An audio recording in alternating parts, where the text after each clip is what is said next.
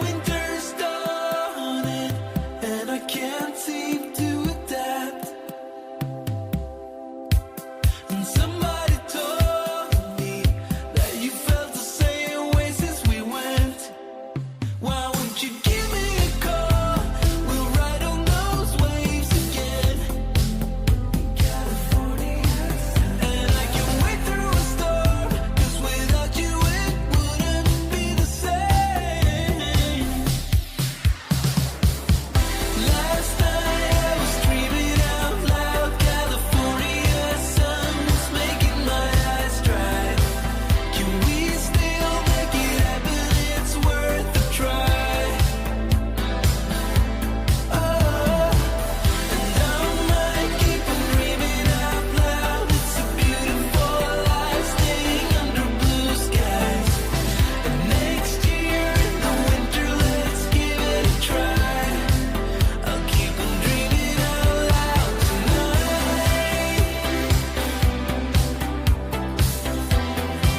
Yeah, I'll be dreaming out loud tonight. I'll keep on dreaming out loud tonight.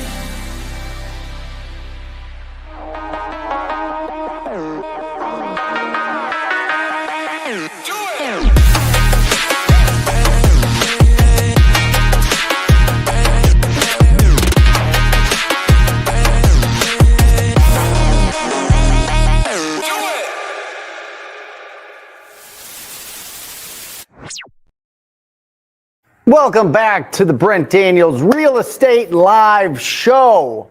We've got an incredible show for you today. 120 minutes of action-packed instruction so that you can go out today and find incredible real estate deals. All right? But let's start with this. Stay with it. Put this in front. Stay with it. Let it be a mantra. All right? You had a conversation with the property owner and they rejected you. They didn't want to talk to you. Stay with it. You had a deal and it fell out and you didn't get it closed. Stay with it. You went to go and make a call or knock on a door or send out some mail and you didn't do it. Stay with it, right? Somebody was mean to you. Stay with it. Somebody said that you can't be a successful business owner or entrepreneur or real estate investor. Stay with it. Let me read you this, okay? And this is an incredible little excerpt right here, page 98 from Earl Nightingale's Greatest Discovery. Why should succeeding in business of one's own be easier than learning to ski or play the piano? We are likely to fail at first. It's part of the learning process, but it's no reason to give up. We learn something important from every failure. It's staying with it that separates the winners from the losers. And staying with it applies to so much that is good and helpful in life. Failures aren't the end of the world, far from it. If there were, no human being would ever learn to walk or speak or ride a bicycle or obtain an education. We take early failures for granted in so many things, yet when we attempt something as adults, we become self-conscious. We become concerned about what our friends and acquaintances might think. Perseverance is another word for faith. Boom. Now, interestingly enough, we did a survey of our top 500 clients in the Rhino tribe. And I want to show you their results because this is going to really lead us into our conversation of the perfect schedule to follow and what you should put priority on in what you're going to do today and all the days going forward. But the top 500 clients do 15 deals on average a year in the Rhino tribe. The average deal size is $17,500, and the average income of those 500 was $262,500. Why, you ask? What are some of the common habits of these incredible wholesalers and entrepreneurs out there? What are they doing to be able to get to, almost top 1% income earners, right? Top 1% is like 450. Here's the 7 most common traits. Number 1 is they're highly disciplined. All right. Their schedule is set in stone. It is something that they do every single day. This is one of the problems, right? One of the problems of being an entrepreneur is nobody's telling you where to be. Nobody's telling you have to do this. Nobody's forcing you. There's no accountability, right? So you have to develop discipline. This has to be internal, right? This has to be something that you really take seriously every single day because you want to be a high achiever. And it starts with being highly disciplined. Number 2 is they master their morning schedule. It's the same thing over and over and over. They get up at the same time. They either exercise or they read or they get the kids ready. That section from 9 to noon every single morning is tight. It is time blocked, and usually it's time blocked for lead generation. We'll get to that, don't you worry. Next is they are the master of discovery, right? Sales is all about asking questions, understanding what is going on in the mind of a potential lead or a prospect. They are master at discovery at what is the condition of the property, timeline to sell, their motivation to sell, and their price. Master at discovery. Number 4, 75% close ratio. When they make offers, they're pre-qualified because they're masters of discovery. So they're only making offers with people that it's most likely that they're going to do business with. If it's not, and they put together a plan that isn't in alignment with that property owner, it doesn't work. Now, 25% of the time, people are messing around. People are telling you what you want to hear, or maybe you get outbid by another offer, whatever it is. But 75% close ratio. That's absolutely incredible. But that would be much, much, much lower if they're making offers on every single lead that they have. And remember, timing matters there. We'll work on that. Don't you worry. 90% of their deals close. Listen, these top producers that are doing $262,500 on average in the Rhino tribe, they close deals because they understand the numbers. They're not just throwing stuff out and hoping that this is a deal that's going to get done. They know it's going to get done because they really are tight with their numbers. They know what a deal is. They're having constant conversations with investors, the end buyers, the cash buyers that they're working with, and really understand what are the metrics that they're looking at.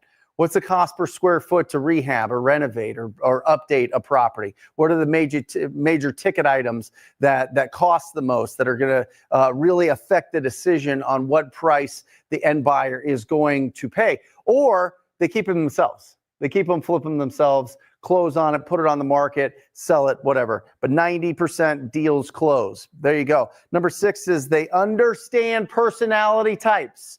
This goes back to here. These two are beautiful, 3 and 6 here, because in your discovery, you understand that there's 4 personality types. There's 4 real communication styles, right? You've got driver, you've got analytical, you've got amiable, and you've got expressive, right? You've got the people that analytical, they're more engineer types. Drivers are like a Donald Trump, like, just give me, I don't want to know how the sandwich is made, just let me eat the sandwich, right? You got expressives like myself, where we could just talk, and we can talk 100,000 words a day and still feel great, right? We're very expressive. And then you've got the amiables. They just want to hug the world. It's your aunt. It's your favorite aunt that's just like, oh, Billy, oh, Susie, you're such a sweetheart. You're so beautiful and tall and strong, and you can do anything you want in the world, and I just love you so much. I love you, love you. That's amiable. Get it? Okay. Understand the personality. Number 7, coachable. It's that first little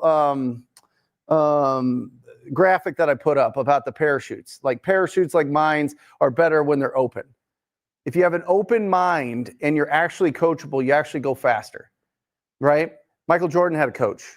Tiger Woods had a coach. All these top CEOs, they all have mentors and coaches. It's called their board of directors, right? That's what a board of directors is really for a CEO when you really want to get to the nitty gritty of things. And so they're all very coachable. So think about these things as you're going through your day, and as I go through the 6 steps to be successful in your schedule every single day. Okay, we're going to jump into that right now. You guys ready? Here we go. All right. I'm going to add this to the stage. Okay, question. What is your schedule today? There's 6 parts of your schedule. All right, these are you master these 6. I am telling you, you're unstoppable. You're going to be efficient. And efficiency is really the difference between doing 5, 10, 15 deals a year and doing 100, 150, 200 deals a year. It's all about efficiency. It's all about what are you doing on a daily basis to actually serve the community, actually serve the marketplace. Number 1. Oh, I love this. You guys feel number 1? Isn't this amazing? This is like right on the nose. It's like right there in front of us every single day. Find people who want to sell real estate. That's your job. That's your job. Find people who want to sell real estate. If you're going a day where you're not finding people that want to sell real estate, it's a wasted day. Now, if you want to make this easy, you could just go to the MLS. You could go to Zillow. You could go for sale by owners on Zillow. You could go to Craigslist. You could go to Facebook Marketplace. You could find all these people that already want to sell their properties. It's fantastic, right? But the deals are smaller. The deals are going to be smaller. If you go for on-market deals, the average is going to be smaller because everybody's seen that deal. Everybody understands that that's out there that they already want to sell. I like going after off-market deals because nobody knows about this deal. I only am negotiating with the property owner or 1 or 2 other competitors, and that's fine. And that's how we can really get into the nitty-gritty of what that property owner actually needs, right? If it's on the market, people are throwing a ton of offers at them. They're getting offer fatigue. Their agents, either doing their job or not doing their job. It depends on the agent. But find people that want to sell. If you want to just start out, call the for sale by owners on Zillow, on Redfin, and just have conversations with them. It'll start building the momentum, building the accumulation effect. Remember, we talked about this on last week's show, the accumulation effect. More conversations you have, the better you're going to get at this, okay? We have to find people that want to sell their property. They want to sell it. They've already made the decision. That is what a lead is. A lead is somebody that's already made the decision. They're going to sell their property. You're never going to convince somebody to do it. You're never going to convince somebody that this is the right market or this is the right situation or did you know about this or did you know about this or let me throw out this ridiculous offer at you that is, that with the classic, everything's for sale at the right price type of property owner. They don't sell. They don't sell, and you can't give them that unbelievable overvalue offer. So get rid of them. Number 2, discover their why. Why are they selling? Why are they selling their property? Sounds very basic, but we need to pull this out.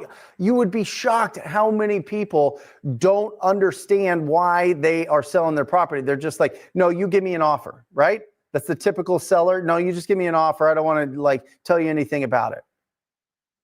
You got to get past that. You got to have the skills to get past that if you're running into that. You got to really discover why they want to sell this property, because it's going to lead to number 3, which is for you to establish a plan for them to accomplish that why. Establish the plan for how they are going to successfully sell that property. And let me remove this for a second and just get a little bit in your face. Oftentimes, a cash as is offer is not the right solution for these property owners. Okay? It's not. They want retail. The property's in decent shape. They want retail. They want to put it on the market. Great. Refer them to a great real estate agent. Hopefully, you have a real estate license, which I suggest everybody get.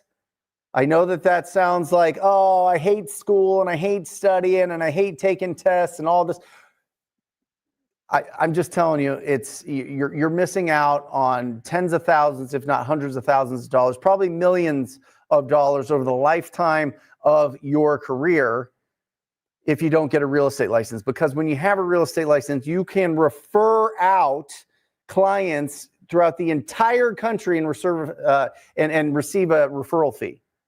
And typically we get 50% of the commissions as a referral fee. If you don't, you can certainly have real estate agents pay for some of your marketing. Maybe they pay for your paper leads. Maybe they pay for your pay-per-click account. Maybe they pay for mailers. Maybe they pay for Deal Machine so that you have the tools. Maybe they pay for your dialer, the Mojo dialer, or whatever dialer that you're using, right? But having the license allows you to actually bring in real income. But if you don't, maybe you can have them pay for some of your marketing. Okay. What about if a novation's the right move? What if it's a creative finance move? I got a Slack today from Ryan. It's right here. And he's saying, hold on, let me pull this up real quick. Oh, I'm in the wrong one. Oh no, shoot. This has 23.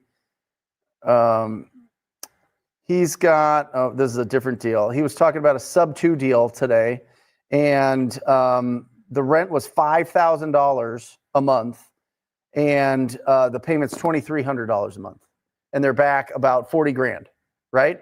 And so do you know how to convert those? If you don't, find somebody that does know how to convert those and send it to them. All right. What if it's a better opportunity for you to just take down, clean up, put on the market? We need to understand the different plans. Now, if this is your first 12 months in this business, cash as is everything. I'm telling you, build that muscle. Cash as is. All the other things, have some buddies, have some people that you network, go to some meetups, find somebody in the chat here, go to Wholesale Hotline, find all the people in Pace Morby's community, whatever, Jamil Damji's community, my community, go in the Jerry Norton's community, find somebody that can help you out with the deals that you don't understand and just let them handle it, okay? But we need to put together the plan. Here we go. Establish a plan for them to accomplish what their goal is with the property. All right. Number 4, make a great offer presentation. You find people that want to sell their property. You understand why they want to sell their property. You establish a plan for how they can sell that property, and then you make a great offer presentation. This is the difference between millionaires and wannabes. This is the difference between superstars and, I guess, not superstars.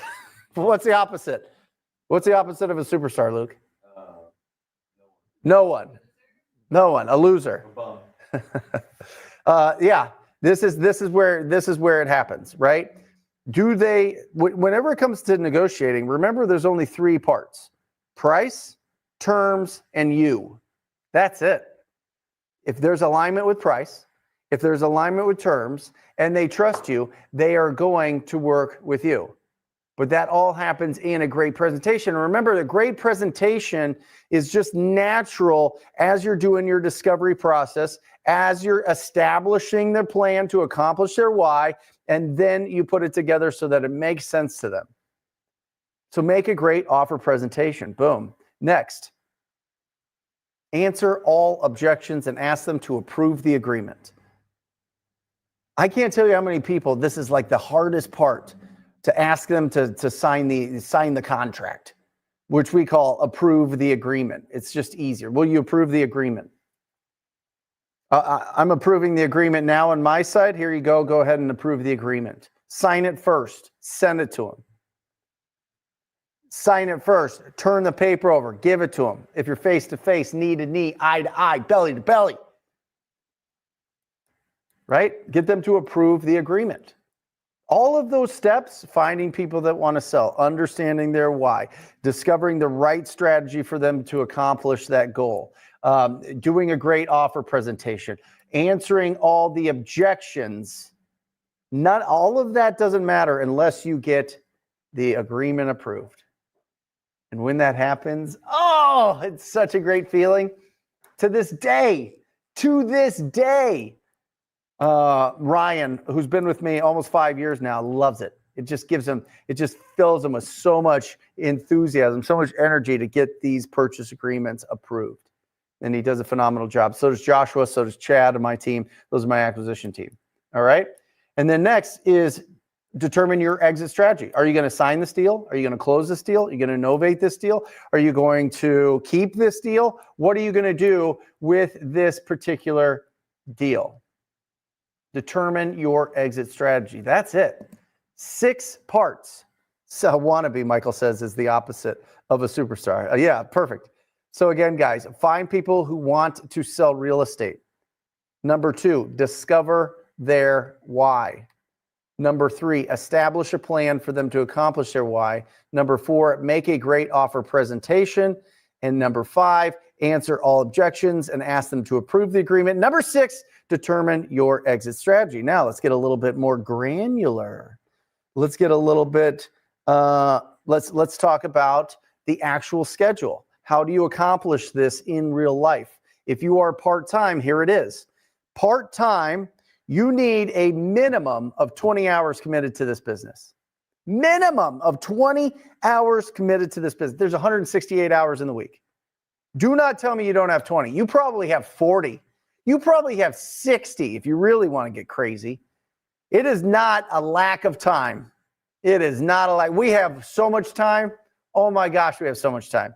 Think about all the time that just slips away, right? From 5 to 9 every night, weekends, all this time, holidays, vacations, all these time. We have plenty of time to achieve our goals as a real estate entrepreneur, baby, real estate investor, real estate wholesaler, real estate business person. I need 20 hours. I need 20 hours.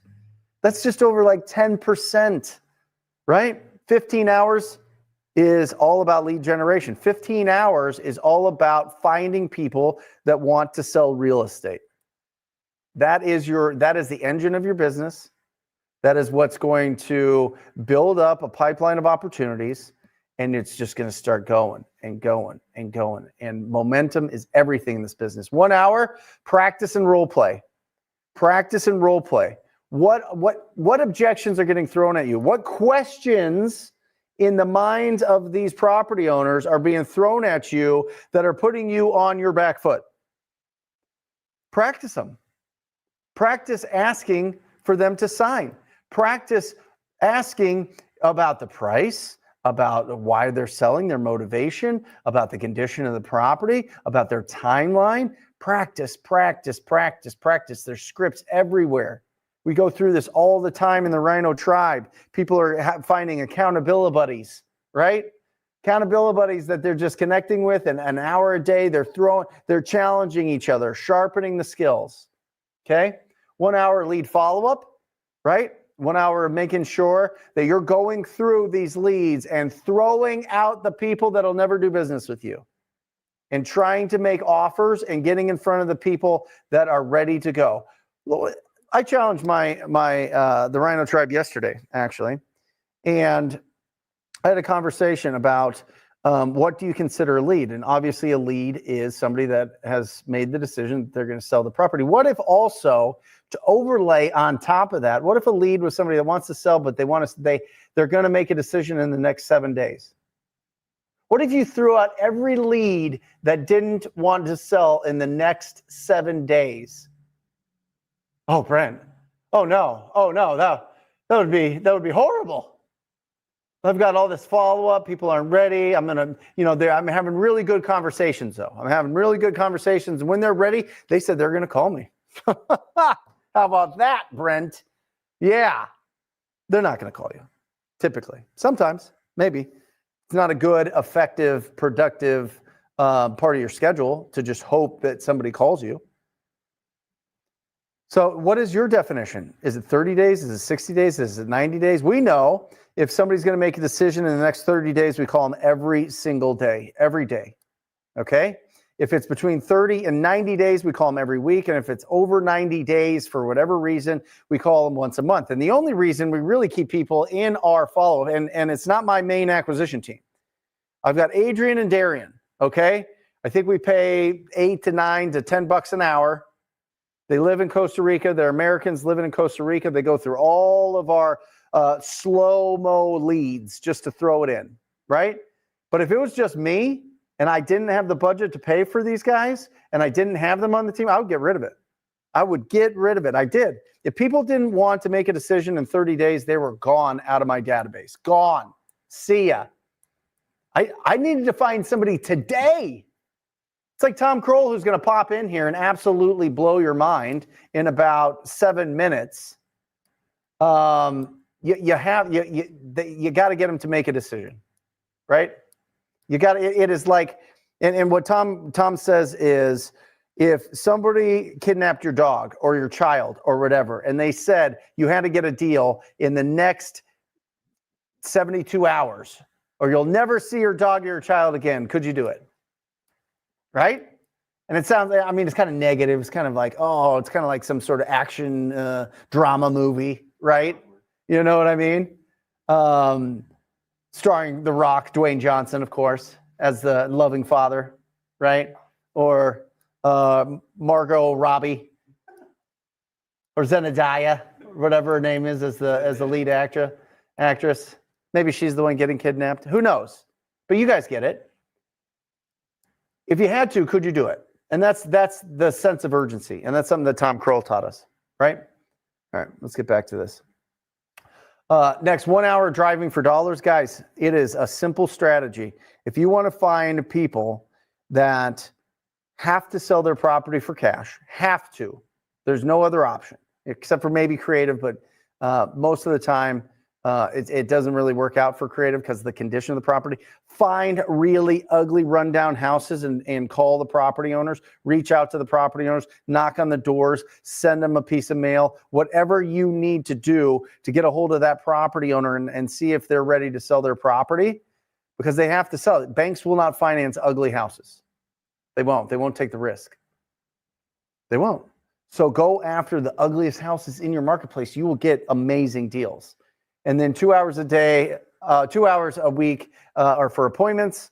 If you don't have appointments, drive for dollars and do your lead follow-up. Boom, perfect part-time schedule. Let's look at the perfect full-time schedule.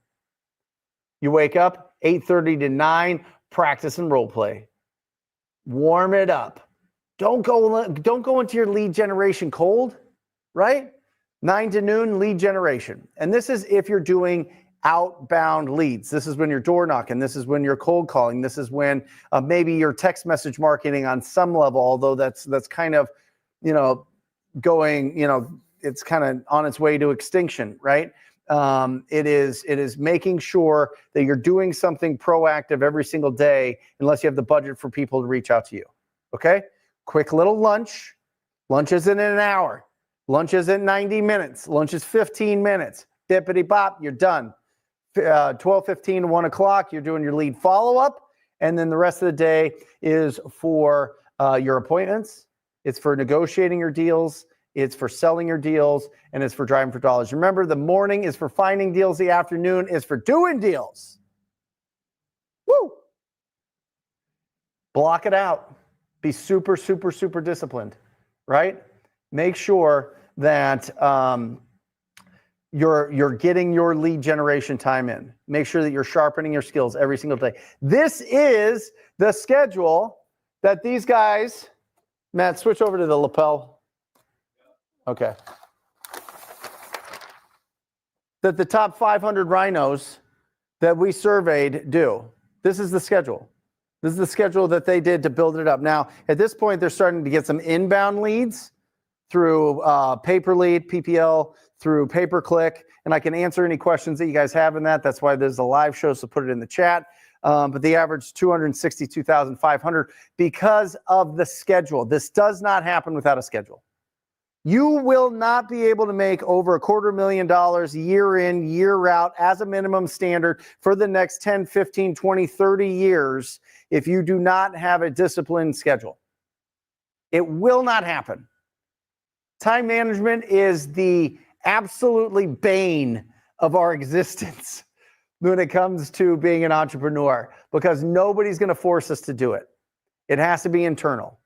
But you guys are so powerful And I believe in you so much. And I know without a doubt, it doesn't matter about your background. It doesn't matter if you grew up dirt poor or if you grew up with people just, powdering your behind and giving you the silver spoon and putting you in the back seat of Rolls Royces. Doesn't matter. Your schedule and your willingness to increase your skills in those 6 steps right there is what's going to make or break this. And anybody can do it. Absolutely anyone can do it. That's the beautiful thing about real estate. That's why real estate is this magnet for all those beautiful entrepreneurial minds that are looking for their outlet. We got you, baby. We got you. We got you. Come on over. Get into the schedule. Start working on a daily basis. And every day that you're not doing and focusing on these 6 right here, these 6, let me get back to slide 1. Find people who want to sell, discover why they want to sell, establish a plan for them to accomplish their goal, make a great offer presentation, answer objections, and have them approve the agreement and determine your exit strategy. Every day that you're not doing it is a wasted day. It's a wasted day. And listen, Earth was around, this universe was around billions of years before you got here. It's going to be around billions of years after. This little sliver of time that we have is literally vacation on Earth. This is our vacation on Earth. It truly is. So take advantage of every beautiful day that we can have to be productive and go and serve others. That is why we're here. Albert Einstein told us that. We are here to serve others only. Direct quote. I wish we had like a filter we could put on and it was just me as like Einstein. That would be amazing. Anyway, I love you guys. Thank you for participating. Thank you for being on here. Thank you for all the energy and enthusiasm that you guys put into the chat. Thank you for connecting with each other in the chat. And now you think I have the energy. You think I have the good the plan and ideas. I know. Thank you. I think I just complimented myself. But I am nowhere near the master blaster. That's what they call him. The master of business strategy and making sure that you love. What's wrong with Master Blaster? Why are you laughing, Luke? Maybe that means something else. I don't know. Tom Kroll. Tom, how are you, buddy? Oh man, I love watching you, brother. I love it. You are hitting the nail on the head. I mean, this is everything. I remember one of my early deals. I'm driving down Bethany Road with Julie. I've got Julie and the kids in the car, some of the kids, because some weren't bored yet of our 5. And we're down Bethany Road and we're going out to dinner. And I get a call from a seller. And I said, this is a motivated seller. I literally stopped the car. She got in the driver's seat. I ran back up Bethany Road and I got in my car and I drove to the seller's house right then, as the sun was setting, and I got that deal. And that's what it takes. Rock bottom is the strongest of foundations. You got to want it so bad. And it's, discipline is like a perspective. It's not really, a lot of people think, willpower. I don't know if it's, what I see about guys like you and myself and all the people that we know who the top 500 rhinos and the people who have the most success is they wanted it. They wanted it. So they enjoyed the journey. It wasn't that, this idea, a lot of people have this idea of like discipline. You like put it like every day is a battle. And it's nothing like that. There's no such thing as motivation and discipline. It's the wanting of something so much that when I wanted to get Julie to marry me, I was all in, right? When I wanted to do my first deals, I enjoyed the journey. I loved it. Every small win felt great. Getting closer every day it's like, guys, Brent going to the gym, right? He's not fighting an internal daily battle every day to go to the gym like his life is some just like hard, tough, like sad music playing. I guarantee you that's not what he goes on. He loves he probably does one of those things in the mirror like Dan Toback where he looks at whatever this muscle is and the wings and you gotta enjoy the journey. The destination is nothing. It's that you got to want it so bad that you just make, Tony Robbins teaches us a decision is made in an instant. And once when I made that decision and Julie was crying about paying the mortgage, I was going to do it or I was going to die trying. And it wasn't hard every day. This idea of discipline, it's not discipline and willpower. It's just, people see successful people and they say, oh, he's disciplined. It looks like he's disciplined, but he's enjoying it. He loves it. Right. I mean, every little small win.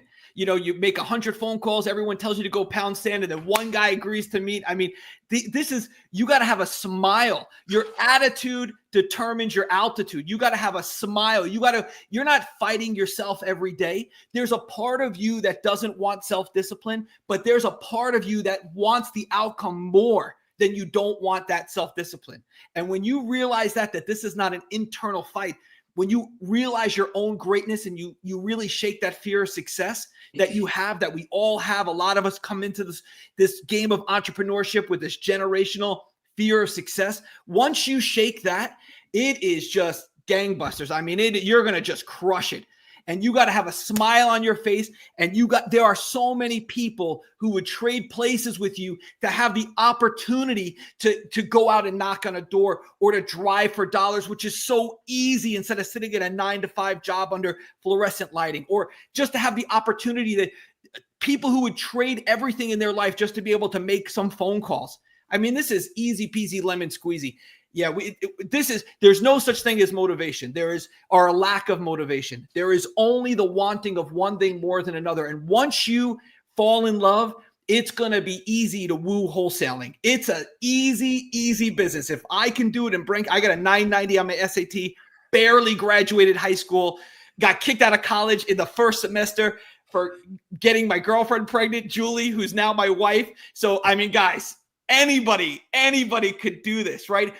Most people who have a home don't want to sell it. Most people who want to sell their home don't want to sell it for a low price. It's a numbers game. It's not a talent game. It's volume. That's the key.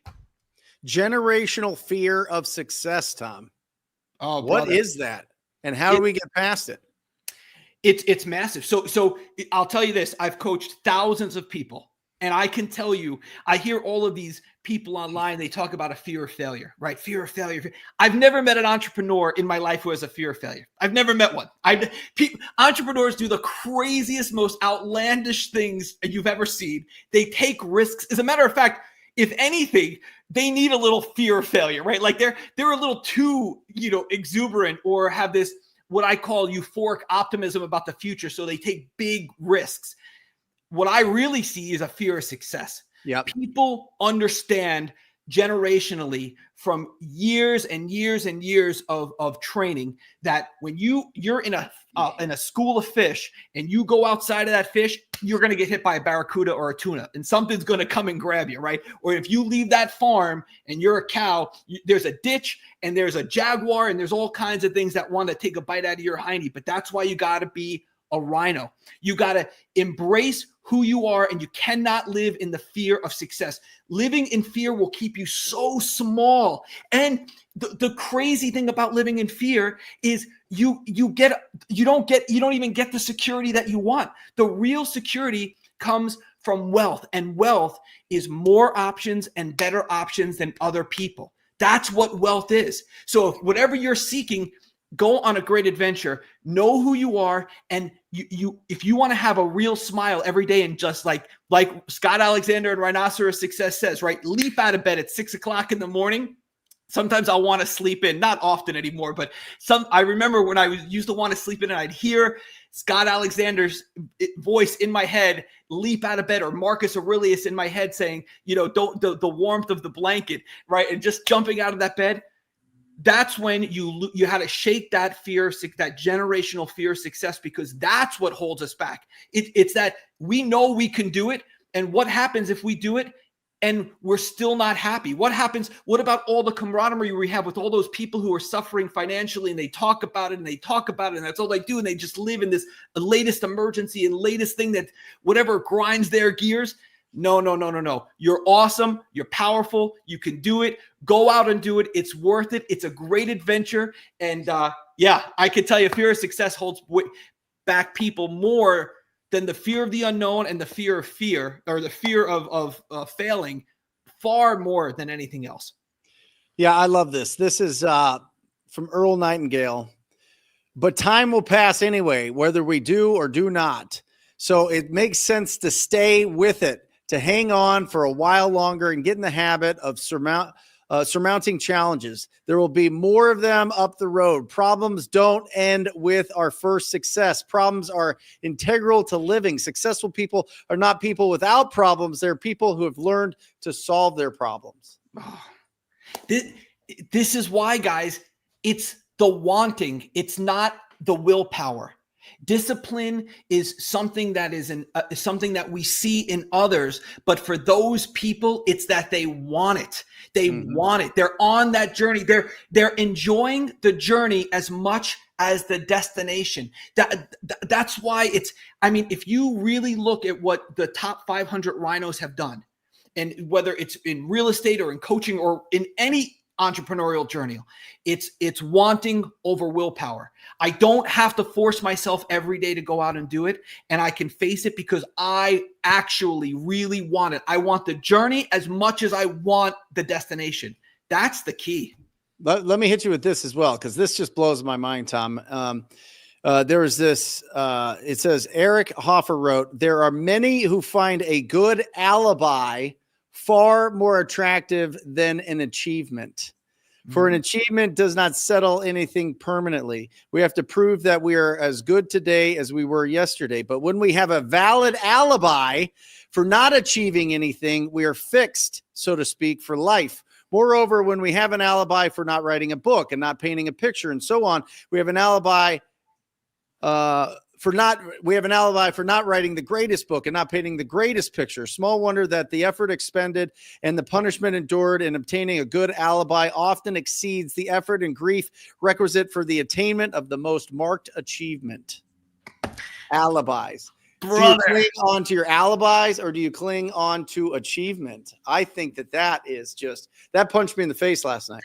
If you want to really solve this riddle, guys, right? It's exactly that. It's focus on who you have to be before you focus on what you have to do, because people will marry these lies and spend a lifetime building evidence in everything that they see to say, you see, I told you I was less than in this area. You guys, your greatest strengths are your weaknesses. Your perceived weaknesses are, if you go to Arizona right now, you can compete with Brent because you're going to, I guarantee it, after all the amount of deals that he's done, you're going to want it more because it's more of a lifeline for you than he wants it. You could go to Arizona right now and compete with Brent because you're going to have more mobility on a small size if you're just starting. You're going to be there faster. You'll skip breakfast. You'll skip lunch. You'll skip dinner. You won't wait until you'll quit your job before, I remember when I was first starting Wholesaling Inc., everyone, well, you got to save up 6 months and 8 months of savings. Yes, that's good for my attorney, right? But you know what I really did? I got fired and then I did my first deal. That's when I did my first deal. When I lost my job and I had to start selling stuff to live. So what I would say is focus on who you have to become, because you'll adopt that alibi or that belief that your grandfather or somebody told you, and you will just build evidence in every experience you have. And then you'll have a lot of great company, because nobody loves the company more than misery. And you'll have people to camaraderie with all day about shortcomings and feeling less than and woe is me and it's not fair and for whatever reason, too short, too tall, too wrong fitness level, wrong age, wrong education, wrong family, wrong part of town. I remember when I started, right? Todd was in San Diego. I'm in this little tiny town in Florida. The less houses, they're less expensive. This will never work. It's a retirement town. Oh man, if I could go back and right. I remember when I was crawling back out of the financial disaster that I put myself in, and I was doing some traditional real estate deals, and I was able to join one-on-one coaching, and I had this incredible coach named Kathy Anderson, and I said, Kathy, I think the biggest problem for me is I feel like I really screwed everything up. I keep thinking about and worrying about the things that I did in the past. And she said, well, you have to understand that the windshield's a lot bigger than the rear view. You're focused on the rear view mirror and the windshield is way bigger. Oh, Look that's good. forward and not behind, right? And so that always stuck with me. And I was like, okay, I'm going to stop. I have to forgive myself for the mistakes that I made, right? I got to forgive the others for the people that, kind of did me dirty back in the day. I got to have a clean slate every single day and just focus on what I can control and not I have to almost brainwash. I have to almost push. And I did it so well, Tom. It's almost difficult for me to go on podcasts and tell these stories and do these things because I don't remember them. I've literally just consciously pushed them back so much that I'm always looking to the future. I always like talking about what the results are, what's happening right now, and what my goals are, as opposed to what happened in the past. And I think it doesn't make for as entertainment of content. Entertainment level isn't as high for the content that I put out, but it's just how I am, and I think I realize that. You know what I mean? Oh, yeah, brother. There's some great storytellers. I mean, I have heard. And now I can't even do it. I can't even listen to Tony Robbins anymore. I really can't, because he tells the same story about the dude bringing Thanksgiving over and his stepdad kicking his out and his mom putting soap in his mouth and that whole thing and he says it over and over. And I'm just like, oh, okay, I get it. And I understand why. Well, here's the you don't know who's listening for the first time, but I think that if you live with the windshield being so much bigger than the rear view mirror, you can't lose. You're going to win as long as you are doing what you need to do on a daily basis, which is find people that need to sell their property, communicate with them effectively, find the right plan for them, pre-qualify them, answer their questions, get them to sign an agreement, and then figure out what to do with it. You know what I mean? If we just focus on that, we win. Brother, there's so much to unpack on what you just said. I couldn't agree more. And when you're looking at the rearview mirror, you are going to crash every single day. You're barely going to get out of your driveway before you run into the wall or into another car. And you're going to do a lot of damage to yourself. You're going to do a lot of damage to your community, to your family, to the people who love you and care about you. I mean, and I was living in that rearview mirror myself. I had never read a book. Right. Why read a book? I could listen. Silly things I didn't know. I didn't know the ancient principles. I was following, I was believing my teachers. You're a visual learner. You're an audio learner. I didn't know any better, right? I was just listening to society. I mean, but I'll tell you, it's funny. I mean, I'm sitting here on this, Jack Bosch just sent me a text message, right? I just got another text message. I mean, these people are behind me. I'm friends with so many of these authors. I never even had read a book before I was 33. I'd read one book, Dr. Dolittle. I mean, and the thing about Tony Robbins too, just to that point, this is something that we call Coaching Inc, right? Repeating your hits, right? Is dialing in your bits and bytes. Sure. Your audience wants to hear your hits, right? No, I get it. Well, what I mean by that is guys, this is why hustle is a season, not a lifestyle, because once you find your hits, it's so easy for Tony Robbins to create another $100 million because he's already got the formula. It's not that he's not working, right? And he's not adding value. He's adding value to other people's lives, but it's a breeze, and he does it and he's perfected, and he's become a master craftsman of it because he's already figured it out.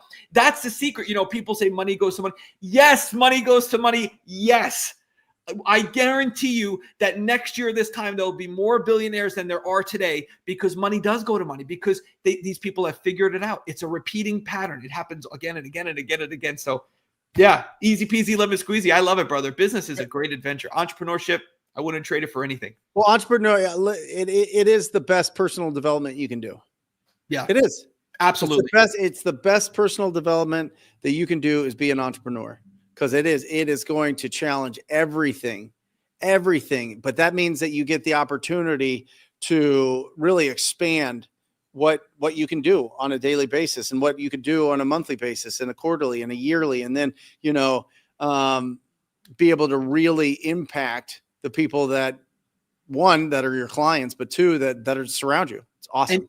and never lose your usefulness to other people, because when you have a job and you're filing as your file clerk or whatever you're doing, it's hard to go into retirement. But when you're an entrepreneur, you have a gigantic skill set that you can share and be a mentor to others your whole life. But I have men in my life who started with me, who I thank God were there when I started, who are still there in their 80s, still pouring into me, who are like, hey, this is how to think. This is what to do. This is what to avoid. Be careful on this road. Hey, you see what you're doing? You're acting like an idiot. Stop doing that because it feels good right now, right? Or but you got to have better, impulse control, or have long-term planning. All of this stuff as an entrepreneur.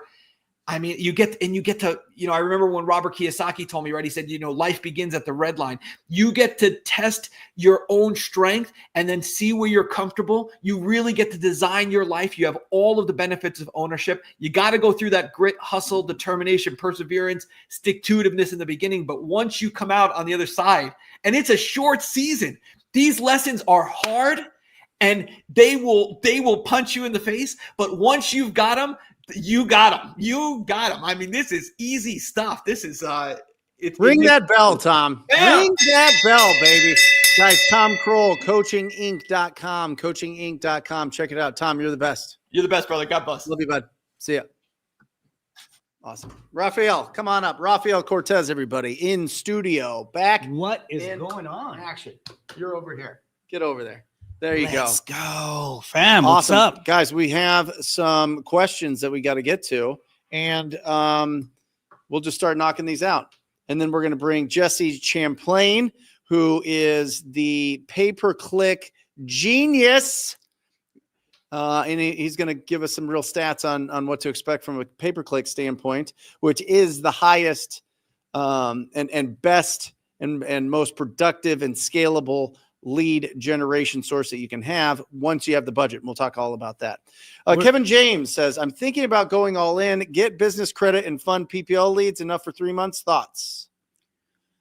I say it depends on how long you're in there. I mean, do you know how to catch the PPL leads in terms of like understanding how to navigate the conversations? Otherwise, you're going to waste your budget. Yep. Yeah. Yeah. I mean, it's to me, it's a big red flag, right? So get some funding, work through the trench, understand how to close those leads because they get pricey, and then come in and knock it out. That's what I would say. Awesome. Connor, thanks for the love, man. I love this. Dimitri Van Camp. Side note, real quick, we're closing on 3 deals. I think it's going to be a total of around $70K this week. And 2 of those deals are PPC leads. Awesome. So, yeah. Wait, say that again. We're closing on 3 deals this week. And the 2 of those deals are PPC leads. Yeah. To tally around 70K between combined. So a couple of smaller ones. But yeah, I mean, I'm telling you, like it's a no-brainer. Dimitri. Here we go. Well, some of those Honda were left over from last show. I don't know why they're in there. Oh no, that was in here last. Honda, you got to clear these out, homie. I know you weren't here last week, but this is. Here we go. No, here we go. All right. How do we join the Rhino virtual group? That is just go to wholesalinginc.com, wholesalinginc.com, click the apply now button, have a great conversation with my team. They'll see if joining the Rhino tribe right now is the right strategy for you or not. And so go to wholesalinginc.com. Check that out. All right. Patrick, this is great because Rafael, you do this really well with the virtual dispo because you're doing deals all over the country, Florida, and we're here in Arizona, maybe some other areas, but you've done it all over in the past 10 years or so. So how does one dispo from overseas, property walkthroughs, photos, etc.? The dispo process is going to be the same thing. It doesn't really change much. So I mean, there's ways of building up the buyers list, right? The property walkthrough photos and I mean, it literally costs you $120 a pop. If you hire boots on the ground for whatever market you're in, we use investor boots. So if you go to investorboots.com and reach out to those guys, they'll take pictures for you. They'll do walkthroughs. What we have them do is they'll get a contract signed if you need a physical copy of it. So literally your boots on the ground, they become your boots on the ground. They won't negotiate the property for you, but they'll get documentation signed. And one thing that we do with these guys, and we ask them, right, is can we do a walkthrough and then just fill out like a super short little almost like an inspection report. How's the kitchen, how's the bathroom, and just go a little deeper. They will do it, right? And these guys are notaries, so it's the best approach, easiest approach. Yeah. What about building up your cash buyer database? What do you think? The investor base? Investor base is, right, it's killing it for us. So investorbase.com. Drop an address in there, bro, and you'll see what we're talking about. Can you show them right now? I'm gonna show them. Yeah, I'm gonna show them. Give me an address. We'll look at an address. I'll look at a lead we just got. So this is wild, right? So usually one of the biggest obstacles that we have is who's gonna buy my deal, who's gonna buy my contract once I have that thing, and it's like a big concern. Well, we didn't have all this tech 10 years ago, 15 years ago when we started. Now we would have cried in the moment. Just how easy it makes it. But literally, you can find out your A-list buyers in a matter of 2 minutes. So this is investor base. This is literally a lead that I just got from PPC. Can you get this just so that people don't think that I'm just being silly here? Boom, right there. Can you zoom in on that? That is the lead. Boom, Melrose. There. Boom. Okay. So guys, that is today. Wait, let's do this again here. That is today. This is today. These are PPC leads. These are how they come in every single day. I spend $55,000 to $60,000 a month making sure that my team gets these leads, and in 30 seconds, they will go in and they will, hold on, they will click that button and call within 30 seconds and start talking to that. They probably don't appreciate that I just put that on the internet, but we already talked to them, so good luck. Yeah. Bring it. Bring it. You Close guys wouldn't do that anyway. You guys have too high of morals, but here you go. Look, I just put in this lead right here, okay? And this shows you guys all of the leads that are either this blue is, hold on, this blue is fix and flip, and the green is hold on, let me get Edwin. Thank you, Edwin, for that, but let me hide this so that people can see this. This is buy and hold is the little green one with the key, and blue is the fix and flip. Fix and flip. All right. And now what you can do is you can just go in there, and a lot of these, the LLC, they'll skip trace the owner of that property, get the phone number, and oftentimes they'll have some emails in here as well, which is really, really, really cool. And you're able to reach out to those property owners and see if they want to buy your deal. There it is. So when you click on the actual map, it gives you more information. You look at the possible email. There's his email right there, and you can reach out either by phone or by email and start building that. And then you could download them, Raf. You can create your buyers list, select who's the most active buyer in there. You can do a lot of things. It's a really cool platform, and it's super easy. I like it because it's easy. I don't have to train my team for hours on the thing, and they just go to town on it. The one thing that I think my favorite thing about this thing is you can't sign up for it as a buyer.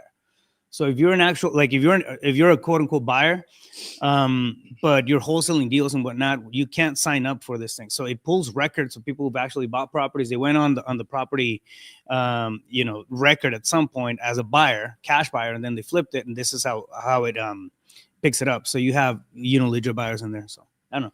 It's yeah. As far as finding buyers, that first section of your question earlier, investorbase.com make your life a lot easier, and then go to town on the rest. So, boom. There you go. You seem very thoughtful today, Brent. I've been going bananas. Yeah. I'm just trying I'm thoughtful because we had 20 questions in here from last show that didn't get removed. And so I'm trying to figure out which ones are today. Doing 72 things at once. Focus on wholesaling, getting my first deal done of the year, closing 128, 8,500. It took me 8 months to get my first deal. 2 years ago, 3K, LOL, hashtag proof of concept. I go after on market in ATL. ATL stands for Atlanta. There you go. There you go. ATL is a good market for direct to seller too. I'm gonna tell you that much. Tell me about it. You like it? Yeah. What does that mean? Yeah, I mean, it's you have the responsiveness of buyers. Yeah, they're getting hit and everything, but the responsiveness of buyers is pretty. I mean, they're pretty proactive too. So I mean, we get deals in ATL. Awesome. So let's bring in from talk2people.com. I stole him from Google. It is Jesse Champlain and Nathan Breeze. Come on. Raphael, scoot over here. Matt, if you'll put me on the lapel, that'd be great. Guys, PPC. It's amazing. What is average cost per lead? Average cost per lead is right around $300, and that's $300. 75 accounts across Okay. the entire nation. All right, so $300, and how many leads per deal? I would say 1 in 15. 1 to 15, so $4,500. 4,500 bones. Cost $4,500. Nate, what is the average deal size that people are closing? It's about 7% of median home price. So I'd say 20, 30,000. 20 to 30,000. I had this conversation Monday with Jerry on Wholesale Hotline. Yeah. I said, if I put in $1 and if you put in $1 and I give you back $3, how many dollars would you put in? And he said, unlimited. Unlimited, all of them, right? But it's, to me, I'm like, man, that sucks, man. Like, I'm used to with cold calling, it's like 1 to 20, right? 1 to 15. I put $1, sometimes 1 out of 1,000, right? I get a list, I call it, I have a good conversation. It costs me $200-300 a month, and I'm making 30 grand. Right. Right. Right. Why wouldn't I just do that? Why would I even want inbound? Right. Is it scalable? Right. That's the question, right? The biggest thing that I love PPC for is the scalability. Going into a market, let's just take Phoenix, for example. I showed this to Brent this morning. If I go back to last year, we were at a 5% conversion rate, which was decent. Now we're at a 20% conversion rate a year later. And it is so crazy to see. I mean, what are we at? Do you know off the top of your head the pending that we're at right now for January, 22 days in? 230,000. And we spent 33. Right. Right. Yeah. And so like, that is like, it's just, that's not penny. So we've closed, I mean, it's the 20, what is it? The 22nd. Yeah. So of that, we've closed 100 and I think 60 of it. Exactly. We've got another, but that's just January. I mean, Exactly. February, we have one deal for 57 and another deal for 50,400. I mean, we have 107,000, and these are real deals, guys. I'll break them down on this channel. I don't care. These are real deals that we have from PPC. Yeah. And it's just like, people have to realize that like the first 3 months of an account is all about foundation setting. Yeah. That is literally it. If you can set the foundation properly, you are building a pipeline that is going to last. No, there is something called, I wrote it down, collective bid strategy. Yes. That's what is better. Oh, yeah. Oh, man, we got into it yesterday on this. Yes, we did. It can work. Yeah. But at the same time, that is for if you want to set accounts and just let them run, sure, go for it. Do that. We just like to be more hands-on. Literally, every day we're in accounts. Every single account that they have, that I have, we're in them and we're looking at it. And well, let me get back to what's the proper budget. Well, before I get into this, let me get into like the basics of when should people implement PPC into their business? How long? How much should they set aside for it in the budget? What are the proper expectations? Yeah, absolutely. Because this is not direct mail. No. This is not bandit signs. This is not cold calling. This is not text message marketing. This is not door knocking. Yep. This is intent based. This isn't even Facebook ads. No. This isn't even PPL. Yep. It's very different. This is totally different. This is intent based. They're ready to go. They're the fastest leads, most scalable leads. Also most competitive. And I would say from an inbound lead standpoint, the less leads per deal. Yeah. Yeah. Then I think PPL for us was 1 out of 30. Yep. And we're 1 out of 20 with our PPC. At this point, that's a year, guys. And the average is 1 out of 50, 1 out of 10 in some of the smaller markets. But in Phoenix, for us, it's 1 out of 20. Yeah. For your budget, it depends what market you're in. But let's just use averages here. Small market, 5K. Big market, 10K. Okay. Have set aside a month. Have set aside 6 times that. Have that set aside. The worst thing you can do for any agency is, I have $5,000 to spend in Atlanta, just to use Atlanta, and I need to make 20 grand this month, Right. or else I can't pay the bills. Don't do PPC. Just don't. That is just silly. What would you do? PPL, Okay. realistically. Yeah. I think that's the easiest A to Z. Is Paper Lead the good training ground to build the habits that you need and the Yeah. processes you need for PPC? 100%. Got it. Because you can get down speed to lead. Mm-hmm. You can get down systems. You can get down, man, I call this person. They literally need to close yesterday. I need to write a contract right now and send it over. Like, these leads move fast. I mean, average, what was the cold calling average time? To 120 close? days. 120, and we're at 32. Yeah. And so, like, you have to be quick, and you also have to be comfortable talking to people that are talking to 2, 3, 4 other companies, and be really good at sales. And so that's what I would recommend. Have 6 months set aside. Build your business that way. And if you can do that, I'm telling you, PPC can change your life. Mm-hmm. So, And I mean, we just talked to somebody yesterday who was struggling with quality in their PPC leads. Mhm. And I mean, some people are recommending to start with a $4,000 a month budget, going to Atlanta, Raleigh, going to Nashville, all at the same time. at $4,000 a month. Yeah. And this guy's saying, well, The I'm lead getting pool. deals in the right places, but they're just spam deals or wholesalers. Leads. Yeah. Yeah. They're getting leads. Leads. Not deals. Leads in the right places, but they're spammers or wholesalers. And that's because his budget is too small. Yep. So he's bidding for that 4 through 8 position on the page. And he's getting just second turn at everything. Yep. I mean, he's getting the wholesalers that are clicking on every single website trying to find a cash buyer. Yeah. And it's because his budget's too low. Who were you talking? Not who, but what market were you talking about this morning? Oh, it was Ohio, all over Ohio. There was Akron, Dayton, Cleveland, What, Toledo. what happened? We're 2 months in. He's spending $5,000 a month, and we got 10 deals, 160K so far closed. More in the pipeline. Will you ring that He's bell? crushing it. Yeah. I'll-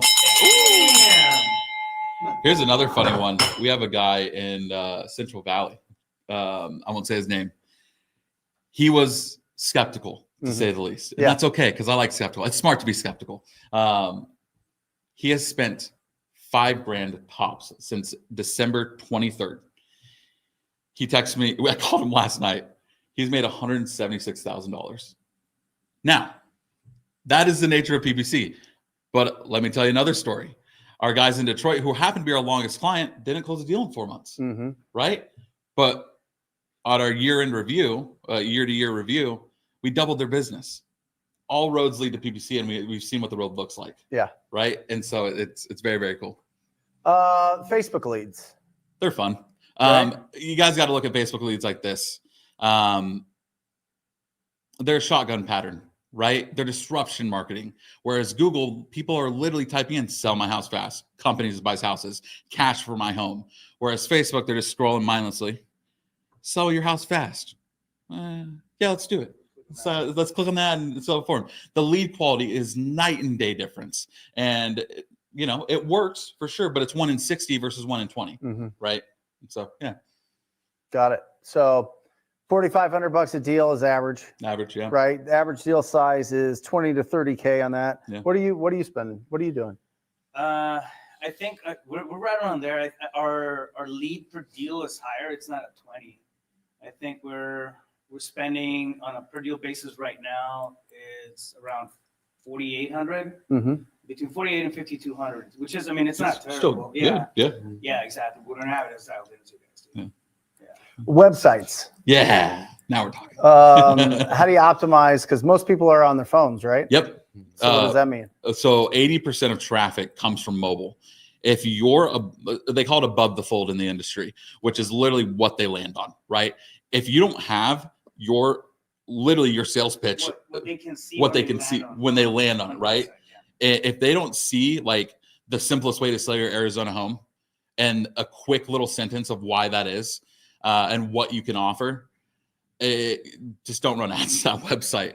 And then even more, have a place for them to fill out the address, because these people, if they're truly motivated, need the quickest A to Z. And if they don't have that, they're going to bounce off your website and go to the next ad. That's just the nature of these PPC leads are jumpy, right? And so CRO comes down to really above the fold. And then not only that, you want to talk about load speed and all that fun stuff as well.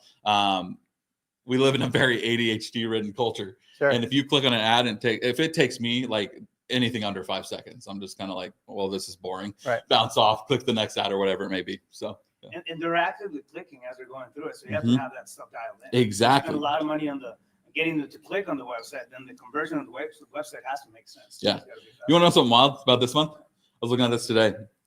Out of the 100 people we have converted, okay, 75 completed the first 100 completed the first step, 75 completed the second step. Mhm. We usually like to keep that at 50%. What's the first step? The first step is just the address. Okay. And then the second step is all their information. Yeah. So out of 100, 75 filled out all their information. That is freaking bananas. That is so cool to me.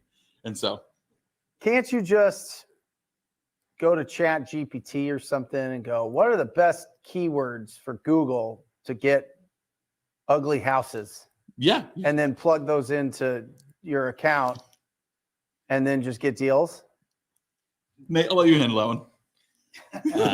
I feel something unleashing over there. Yeah, you can. You just don't have the data behind it. I mean, that's a big thing of what we do. I mean, having a lot of success with you and your account was something that fueled the beginning of the agency. And now we have over 1,000 leads that we get every single month where we're able to track, did they sell in 90 days? Did they sell in 180 days? Did they end up getting listed?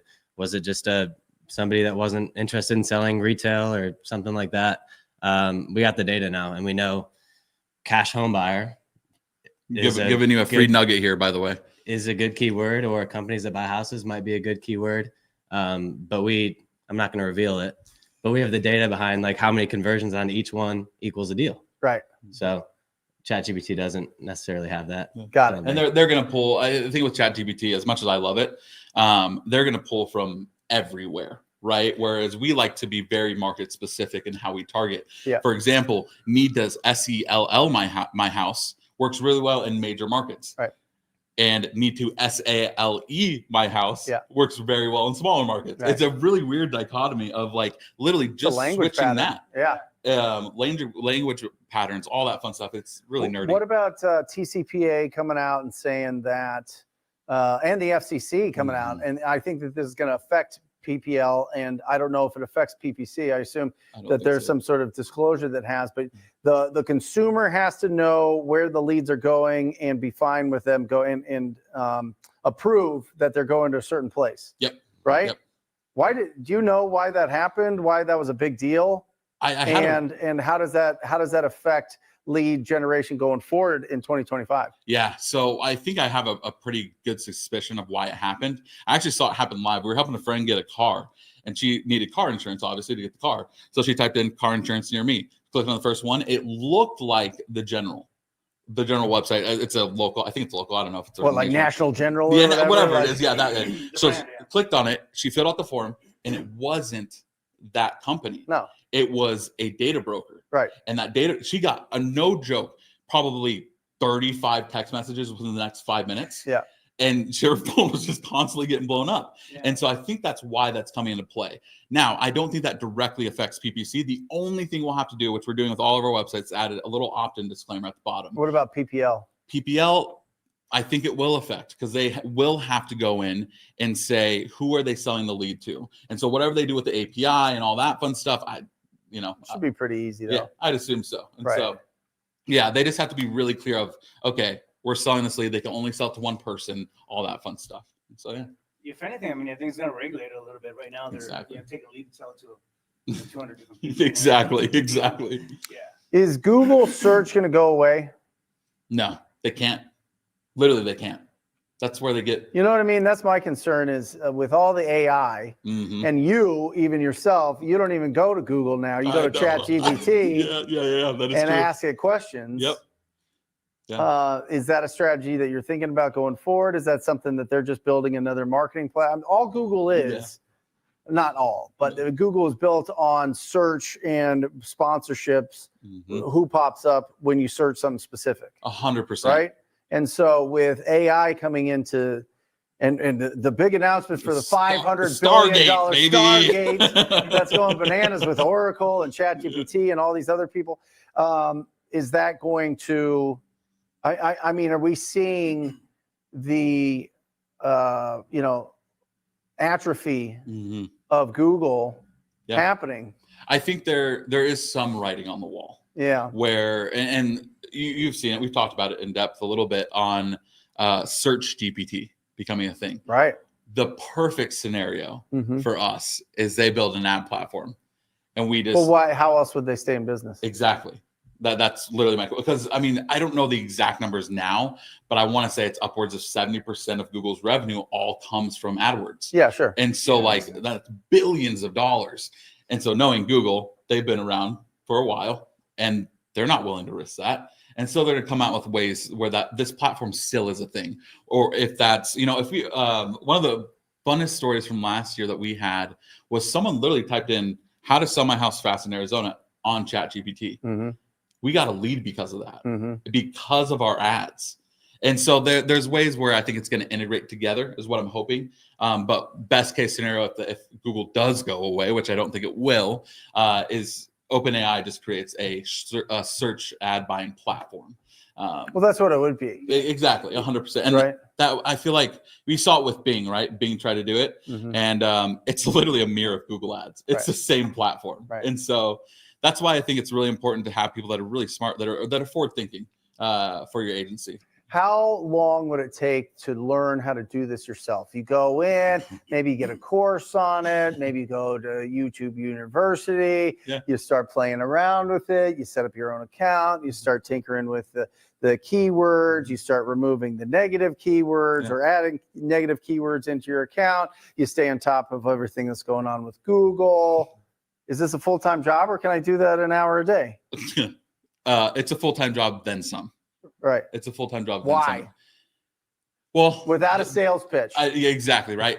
At the end of the day, Google Ads changes on average every 2 weeks, whether it's a small change, whether it's a UI change or on the platform or whatever, or that's a big change, which happens every quarter, I'd say.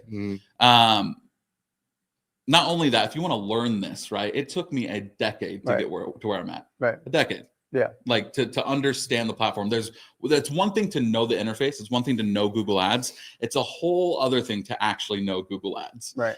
In the sense of like what levers can I actually press, Google? Are you gonna slap me on the wrist here for this one, or can I actually experiment a little bit here? Well, and I feel like the more we spend, the more like we get to talk to people at Google. Well, that's a thing too. That literally is a thing. Like with your account in particular, Yeah. I have a guy in Mountain View that I work with, Uh-huh. and then another girl in New York that I work with. Uh-huh. The guy in Mountain View is kind of like the overall, like, hey, how you doing? Is Brent happy? No joke. That's the Yeah. question he asked me. I'm like, yeah, Brent's happy. Yeah. And then the Georgia is her name. She is all about acceleration and growth, and she gives me access to things like betas and like what's coming down the pipeline that I should be aware of. We even ran a can I say this? I'm gonna say it. Live a little. Live a little. We ran a test, I'll just put YOLO. it that way, on essentially competitors in our market. And then I didn't see names or anything like that, but it was all above board. And I got to see exactly the trends that people do on budgets Yeah. in Arizona. Yeah. And I was like, oh, snap, this is sick. And so now I can adjust my budgets. Can you do that if you're just setting up account yourself and No. running the ads? Because here's the thing, you get people and he gets blown up. That's why I look at him. He gets blown up by these low tier Googlers that are not actually Googlers. What's a Googler? A Googler is essentially what I did, and me and Johnny did back in the day. And to be there, you have to be a part of a program called KSC, which it goes nerdy, whatever. Yeah. Oh, so it's an actual thing. It's not like a slang term. No, they literally call us Googlers. Hi. Learn something every day. Yeah. And They're so the wholesalers of that world. Yeah. yeah, exactly, quite literally, right? And so you'll get very low ranking people, and their whole job is to pitch you on what Google wants to, what their next initiative is. It's not to help you. And so it gets really messy because they'll say, hey, let's start maximize conversion value, which is a bidding strategy. And that is literally for e-commerce. Right. It's not for lead gen. Got it. And so, but Google's telling them to push it, so they're going to push it, right? Even if it doesn't benefit your business. And so, yeah. So you want to be a Googler? No, You don't want to be a no, Googler. I want to do exactly what I'm doing right now. Awesome. I'm never going back. Guys, if you want to work with Jesse and Nate, they're in my office. They're literally down the hall here. Go to talktopeople.com. Make sure that you have that budget set aside. Make sure you've got 6 months. Make sure that you got your processes in place. And if your market is open and it's not already sold out, these guys are absolutely the best of the best. They're going to give you the best strategy and take care of you. So definitely check that out. Go to talktopeople.com, sign up with a call for them, and they do a Zoom. They break down your business. They'll even audit your current account if you have a PPC account already set up. Boom. Thanks, guys. Sweet. Thank you. Give me some more deals. What do you get out of here? These guys, man. Slackers. You get these PPC guys talking. They won't stop talking. All they do is talk smack about the Ghoulers. All right, man bun. How do I get over deflection from rejection? Was that from last week too? Does it ring a bell? Huh? You're not seeing these? Are you starring it? Are there any questions? All right. Awesome. Guys, we don't know what's happening. Okay. About 2 years ago, you put out a list of top 50 wholesale markets based on Zillow's data, I believe, and it was awesome. Would you be able to do something like that again? Yeah. Yeah, we can update that, and I believe we have updated that. So I'll see if I can get that ready for next week's show, and I'll just slap it in here, and you guys can download it right from our drive. That would be good. All right. Yeah. Anyway, Raph. So what is your marketing budget right now? The marketing budget on PPC, we're spending around, I think we're right around 10K a month on the PPC side. And I still push a lot of the cold calling. So our main forms of marketing are going to be PPC, cold calling, and door knocking. Door knocking is not expensive when it comes to marketing budgets, and it's really good quality on the leads. So we do well. When you say cold calling, what does that mean? We still cold call people. I mean, I know what cold calling is. Yeah. Did I say cold calling instead of door knocking? No. So we do cold calling, door knocking, and PPC. Right, but your cold calling, is it you outsource all that? Oh yeah. So I mean, we have a team. They're doing well. They're sending us an average around 8 to 12 leads a day, which is, I mean, it's a good volume of leads. And again, the quality is not going to be the same as the stuff we get from PPC or the stuff we get at the door from door knocking. But we do have decent conversion on that. What's your budget for that a month? We spend, I think I'm spending around 6,000, around 6,000. Yeah, 6,000 with callers and data. Okay. And it's outsourced. Who do you use for that? To sellerleads.com. What is it? Direct. Yeah. Number 2. Yeah. Sellerleads. Yeah. .com. And let me ask you about that, because with the TCPA changes and the FCC changes, do they have to disclose who they're giving the lead to, because they're essentially a lead generator? Yeah. Are they going to have to get written permission from? I mean, you're not an attorney, and I've actually got Eric Allen coming into. I'm doing an hour-long Zoom with him tomorrow, so I'll make sure that I ask those questions. But do you have any idea? Have they said anything? Not yet. Okay. So we'll see how they work on that. But I'm curious because I mean, this rolled out is fairly new, right? So I think it's still hazy. It's people are trying to figure out how they're going to manage or navigate it. But yeah, we haven't seen anything on that side yet as far as how it's going to work. Yeah, be curious to see if there has to be disclosure there and permission for you to reach out. You know what I mean? Yeah. Yeah. Well, I mean, because the way that I read it, and you could go on and look it up, but it was like, if you're getting leads in from an outside source, they have to disclose where they're selling their leads to. Right. Awesome. Here we go. The The government put crack in my blunt. All right. In less than 6 hours of cold calling, I got a lead for 3 4,500 square foot lots for $30K. I'm going to split the deal and see if I can get good money on this. Get it done. Bam. That is awesome. Here we go. Great action being taken. Jared says, Brent, I've closed 1 deal so far and have 2 more under contract, doing cold calling only myself. What do you think would be a good next step to ramp up marketing spend and business too early for PPC? Jared, I would say so. I mean, just like Jesse and Nate were talking about, I would do PPL first. I like property leads. We've got a little affiliate link there. It's ttpleads.com, and they give you $250 credit if you want to go that route. If not, just go to propertyleads.com, live your life. But it helps support the channel. ttpleads.com. Check, start getting these PPL leads in. Make sure that you've got the schedule to jump on those within 30 seconds. You're calling and calling and calling, and you're making contact. You're pre-qualifying. You're doing the discovery process, getting really good at it before then you jump into PPC. That would be my strategy. That's what we did. Now, we did PPC before PPL was even a thing, and we weren't very good at it. And so when Raphael says, having the sales skills and the processes for these inbound leads is so critical, it truly is. So I would practice that first, and then talk to us at talktopeople.com and check out the PPC agency from there. I'm going to lean into what you said earlier. Your team calls the leads within 30 seconds, yes. Right? Yeah. So this is 30 seconds. If you're out and about and you're running around, you don't have the process dialed in to catch a lead and call it within 30 seconds. Remember, these people are clicking around, and it's an expensive click, right? So dial that stuff in. I mean, you have different entry points. PPL is one of them, but it allows you to just set the foundation. And prep for that, right? So it's okay to ramp up to that point. You don't have to dump your budget into it, and kind of be cut short halfway through it. So look at Mike out here. Yeah, looking to do PPC down the line. Have 231K in the pipeline to close the next 60 days. Looking to implement PPC for fast off-market deals, heightened cash conversion. Since we're doing a lot of novations, brother. I am telling you, your business is going to go bananas. First of all, congratulations. If you know how to do novations and wholesale and have a license to refer deals to retail, and maybe you have a construction background and want to squeeze out some fix and flip, woo!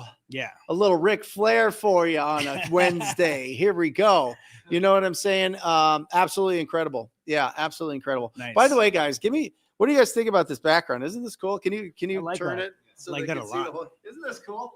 Oh, yeah. I love this screen. You can just put anything on this thing. This is awesome. Matt did that. Thanks, Matt.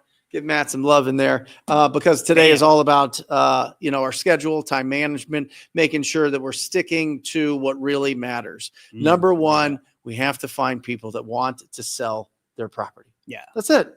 That's number one. That's how we start. That's how we build it up. That's how we do these things. And then from there, we have to discover why. So, Raphael, when you were doing your discovery, you started your journey here doing a million different jobs, becoming a firefighter, joining Sean Terry's acquisition team. And then you were so good at acquisitions, literally every appointment I went on, your business card was there. Rafael Cortez, what was it? 1-800 Fair Offer. Yeah. Was I the gave website. You my last card. You have my last card. I do. I have it.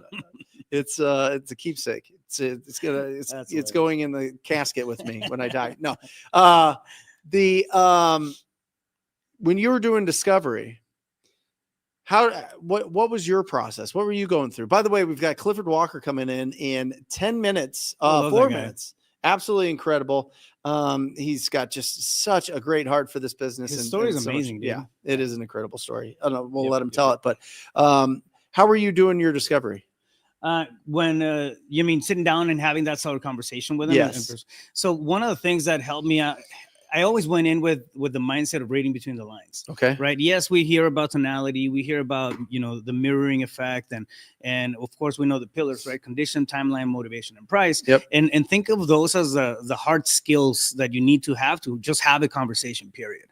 One of the biggest things that would help me, and of course I was walking the properties at this time, so I'd be, doing a tour of the house with them, and Daniel McClain just texted me. He did. Daniel owns I hope he's Base. watching right now. Yeah. We just spent the week with him in Tampa last week. It was a great event.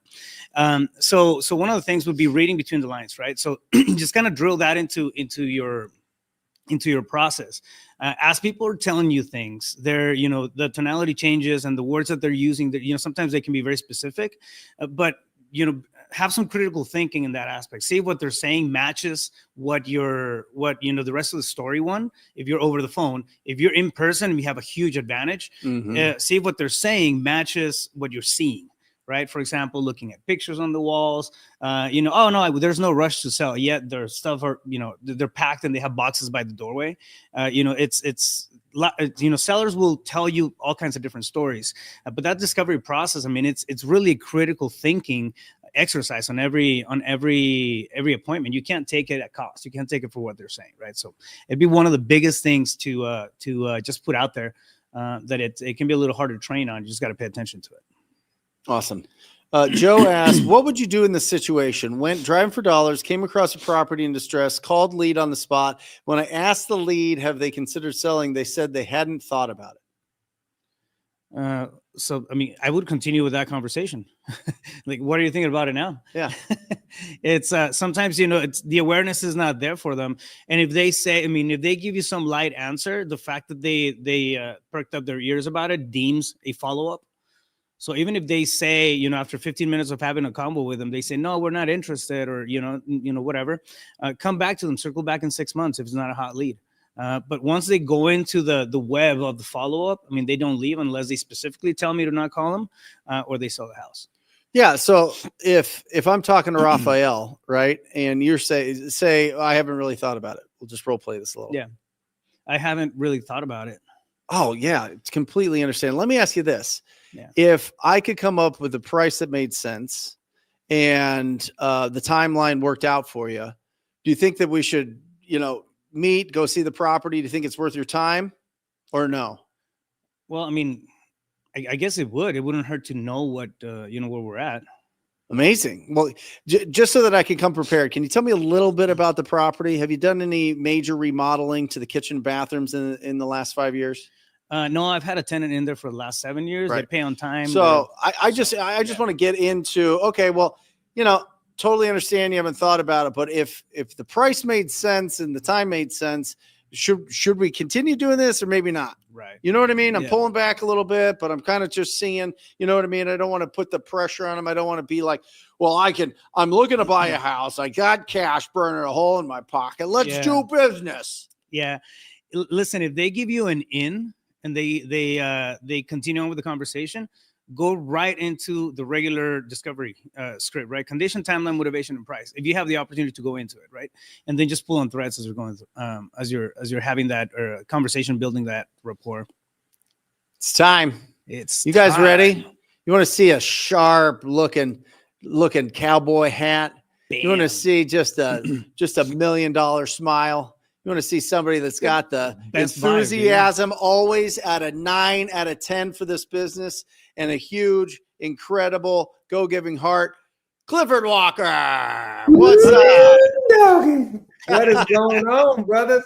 When How you were are you? making that, I was like sharp dressed, and I was trying to look around like, who are you talking about? Look at this guy. I'll tell you what. Where do you live? To let everybody know where you live. Outside of Dallas. Outside of Dallas. How long have you been in real estate? This is my 6th year, man.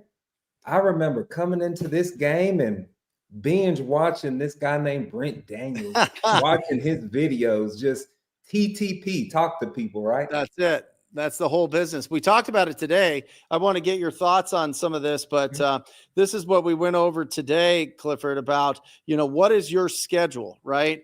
And number one is find people who want to sell real estate. Absolutely. Right? For sure. So how do you do that? By talking to people. I think that a lot of people, and Raphael, what's up, brother? I'm sorry. What's going on? Good to see you, Big Papa. I should have wore a black shirt though. Didn't get the memo. I could have matched you guys. No, you're popping. You're popping. You match the Rolex watch here on our screen.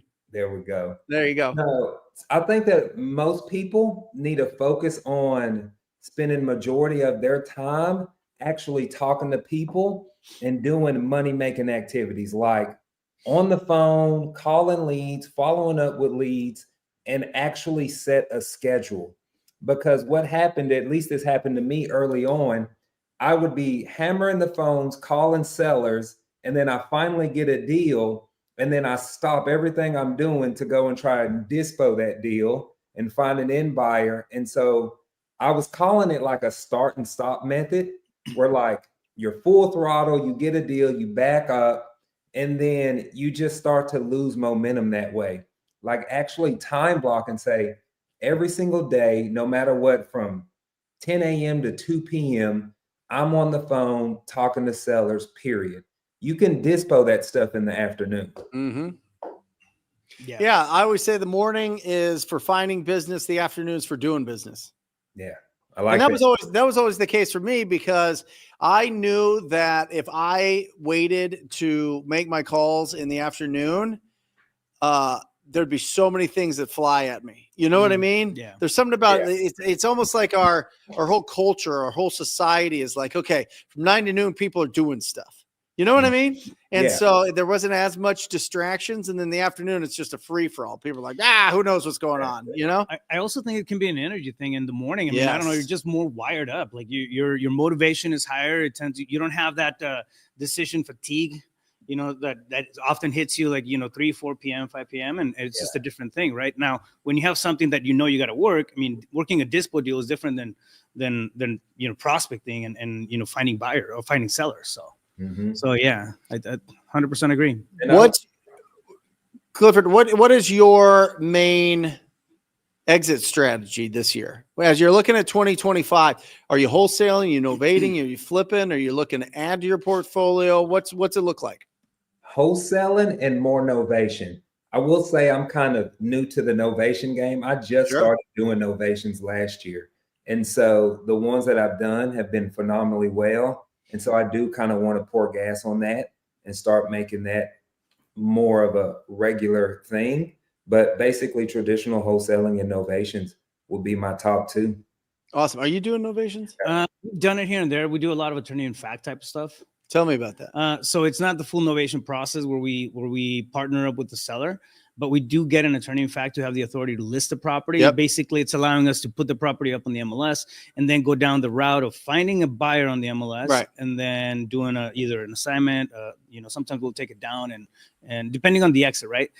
But it allows us to push it through the MLS as opposed to going down the entire pipe of novation. So novation itself, if you do a true novation, there's a lot more layers to it.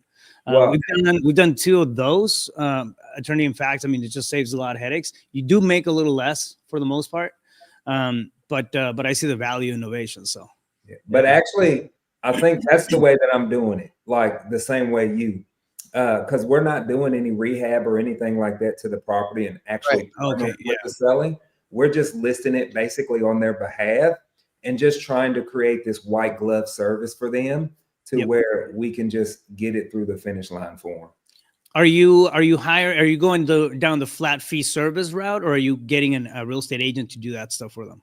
An agent to do it. Cool. I think that's so much better. Agents have been such an amazing resource, especially for me. It's incredible. Like even with the novation, like I had one where the agent found a contractor. I'm telling you, they just took care of everything. And then what's crazy is they only did it for like 1%. Yeah. Oh, wow. Yeah, no, I try to find the absolute best agent in that area for sure. Explain to him exactly what's going on. I don't, by the way. My acquisition team does. Actually, my disposition team and my transaction coordinator does. But what we have found is 1, they're going to negotiate better deals. 2, they take care of everything, like real good an agent that you pay the full commission, that has incredible customer service. I mean, it's almost like free money in a sense, because it doesn't bog down my team. Yep. They're not doing all of the showings.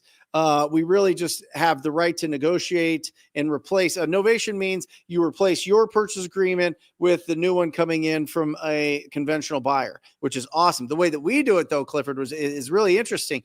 We don't do. What is the document that you use to actually get paid so that the title company knows how much you make? It's like not a. Are you talking about the HUD? Yeah, well, no, the settlement statement, but there's a like a bill of sale type of thing, or a certain it lets the title company know what the proceeds that we receive are. We don't use the traditional one. I don't know what it is. We just do a memorandum. Yeah. We do it through a memorandum. And then to release the memorandum, we put in the difference. So it's really, really, really clean on our side. that. And that's the way that the title company wants us to do it, which is a different strategy. So, yeah. I think that too takes into consideration the title company that you're using to close those, because I think every one of them does it a little bit different. I'm seeing. Right. Yeah. So you would get a memorandum done in place, and then to release it, basically they pay you your assignment fee. Yeah, they pay us Yeah. the novation fee. Yeah. So Or then, whatever, Yeah. yeah. And after receiving the payment confirmation, you release the memo, and then they can record. So you get the attorney fax so Yeah. that you can make decisions with who to hire, the Right. real estate agent, negotiating the deal, the contract and Mhm. inspections and all that. And then at the end of it, we've already agreed to what price the seller is going to get as a Right. net, and we get what's left over. Nice. Yeah. I haven't done that. I haven't done it that way. Yeah. It's interesting. So, Nice. yeah, and listen, by the way, like I love ugly houses. I There's love so many I ways to love skin the the cat. cash only, super smooth. It's great. But if it's a property that's on the outskirts and it's in decent shape and they're willing to get, pretty close, like 70, 80% of value as opposed to 50, 60%, rock and roll of the fixed up value. I mean, so, yeah. What do you think about this? I get a lot of questions about novation, and especially from beginners. I don't try to discourage them from doing it. I but do. I do tell them. I actively try to Okay, discourage. that's what I was going to get at. Like, I tell them, like, you might want to learn the basics first Yep. and get the fundamentals down. For the first 12 months, nothing but cash as is offers. Yeah, keep it. It is the fundamentals. Once you get that down, then you start expanding. And people go, "Oh, well, you don't use any of your brain for cash offers." Great. I don't want you to use your brain. I want you to go find people consistently that want to sell properties. I want you to be brain dead with that. I want you to be so focused on talking to the property owners that own the ugliest properties in the marketplace and get that down. Understand what the title company does. Understand what hard money lenders do. Understand, the process that goes through with these investors and working with them and assignments and all these other things. Get that down first. Find great deals first, and then start building your strategies up. Like, that's the toolbox. I believe that cash as is the toolbox that all the other tools go in. But people just want to be throwing tools all around, all willy-nilly, and they're going to get rusty. They're going to be exposed to the elements. You're not going to be great at it. So make sure you get the toolbox first and then put the tools in. I call it. I am great with analogies. Yeah, You know what I mean, Clifford? for sure. Jeez The Louise. disco ball effect. Every person that comes into real estate, they usually come with a disco ball right above their heads. There's so many shiny objects around us, and it's easy to get confused on what works. Get the fundamentals down, right? Understand how to structure a deal. A simple deal.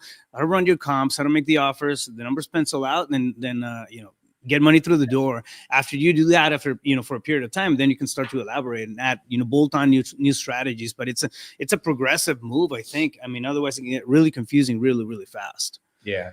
Too many people are chasing shiny objects. They need to lock in and get focused and get good at one or two things. Let me look at this. What do you guys think here? I have some opinions, but what do you guys think? The question is, Howard says, Brent, what do you think about hiring a cold calling company to handle initial outreach, allowing me to focus solely on interested prospects? PPC and PPL are beyond my budget right now. Still cold call yourself. If you haven't done it before, you hit the phones, have those conversations first, because you gotta be able to rate the people who are calling for you. Right. I mean, we do that. And as a matter of fact, we do outsource. We hire that for a reason. It takes a long time to call all day, and say that you source, 1,000 records. Out of those 1,000 records, 100 people raise their hand. And out of those, 100 people, maybe 10 are end up being, some type of solid lead or decent lead. Right. So you're going to filter through it. Do hire. I mean, I believe in hiring cold callers for the minutia work, but you have to understand how that process works. And what do you say? 1,000 conversations by yourself before you do any type of hiring. You've done that, yeah. I mean, by all means, Do you know that Arnold's real name is Howard? Oh, really? Yeah, Arnold Schwarzenegger's. Is it really? Is No, it? I was like, is it really? Like what? I didn't know that. didn't you guys see the picture? Right, everybody missed yeah. my joke. Raphael has this weird sense of humor, Yeah. Clifford. You know, you got to Come on, be catch sharp. up. You got to be around him enough. Yeah. Sure. But I would agree. I think that everybody, especially if you're new and you're getting started, like do the grunt work for a little bit. I think it builds tough skin, and I think it builds resiliency. Is that the right word? Yep. Like, I mean, I started out truck driving, hammering the phones while I was truck driving down the road. Like, it's going to help you hire the right people and know how to have quality conversations. Like, don't just go out there and hire VAs just because you can. Yeah, you know, listen, this is a skills-based business. If you look at do I have my big marker, right? If we just look at the classic cash flow quadrant, right? And you look from you're here and here. Matt, am I on the thing? Yeah. All right, thank you. Sorry, I know all hunters running in there. If you're an employee and you're going to self-employed, this is a specialized skill. The best way to build this specialized skill and stay in here and fire your boss, walk into your office and say, hey, I don't need this opportunity anymore. Thank you. The best way to do that is build a specialized skill. The way to build a specialized skill is to have quality conversations with property owners. Now, if you're counting on a group to filter out the people that say that they would sell their property, that's okay, but you're not going to have as many reps. I believe that you have to talk to 1,000 people yourself before hiring anybody just to help build this specialized skill. And usually it's 1 out of 700 conversations that you have yourself to get a deal right now. Now, it depends on the lists. I believe with US Lead List, Micah Nichols, he's absolutely phenomenal. These are pre-probates, probates. It's a phenomenal list. They sell their properties. It's more like 1 out of 300, but then that list runs out, right? And then you have to expand that list. So as an average, it's here. But when you have somebody else that's calling and they are from a different country and their critical thinking skills for communicating effectively with people that grow up in this country, you can times that by 10. 1 out of 7,000. That means that you probably have to have anywhere between, if you have a contact rate of 7% and it's 7,000, you have to have 100,000 addresses and phone numbers just to do a deal. That's impossible, Brent. I'm getting way better. But what are your numbers with it? I need to look at the latest KPIs. But yeah, I mean, they're definitely up there. At least they double or triple. Like, okay. As opposed so to doing let's say it's your own 1 calls. out of 2,000. Let's just Yeah. say conversations is actual like $15,000, right? Yeah. And but to get there, you need to probably have 30,000 addresses skip traced. Yeah. That's Agree. so. And not to say like cold calling was was a very different beast 5, 6, 7 years ago, right? Than it is now. Now the lists and the even the dialers are they work in different fashions. So you still have to develop that skill set behind it. It's not otherwise you're going to be spinning your wheels quite a bit. The question I have for Clifford is, did you wear the hat because of the emoji, or did they make this emoji because of you? They made it just because of me. I thought so. It had to be, right? I thought so, bro. I absolutely thought so. So when you are speaking with somebody that's never done a deal, Clifford, Mhm. and they're like, I want to get a deal. I got to cross that bridge from faith to fact that I can do this. And I want to do it in 30 days, right? We always hear that. I want to do this in a month. I want to do it in 2 months, 3 months, whatever it is. What advice do you give them? Keep it simple. I think that the more simplistic that you can keep things, the easier it's going to be. I mean, it could be my country nature, but I love simplicity. I think it's hard to scale complicated, number one. 2, focus on serving. When I go into these conversations with sellers, my main focus is how can I serve you? Because they're going through a tough season in their life, whether they lost a loved one through probate, right? You mentioned that data, or pre-foreclosure or divorce, whatever it is, that's a tough season. They don't necessarily need somebody to come in there and just make them a low ball offer just because you can. They need somebody to come in there and pray with them, not pray on them. That's And right. so I really, really focus on the serving. It works well for me. I sleep good at night. Like, that's always my intent. And I tell the sellers, hey, if we're not a good fit to work together, that's great. Like, so many people are trying to force that deal because they want it in 30 days, right? Well, what if it takes you 60 days and you get a home run deal instead of just spinning your wheels trying to force a deal, getting it under contract a lot higher than what you need to? And now you're trying to spend time dispoing it, but you can't because it's too high. And there's just all those other little mini variables that come into play. So my thing is always focus on serving. On that note, man, how's the barbecue going? You know, he does it every single month, opens it up for the community. You have what? It's like the size of a semi truck, your smoke grill, and you get, you know, hundreds of people through it. Feeds the whole community there. I mean, that's an amazing thing that you do, man. It's a beautiful thing. Thank you. Now you're really going to get me fired up now. Let's go. Yeah, I mean, that's the kind of stuff that you can do when you open up your opportunities like this, though. So. Yeah, I think that I don't know many people where just real estate is their end all be all, right? Yeah. It typically leads to something else. I'm really big in the community and the people that we serve. I believe that every single person deserves a good meal. It's crazy. Here in America, the United States, over 40 million people suffer with hunger, right?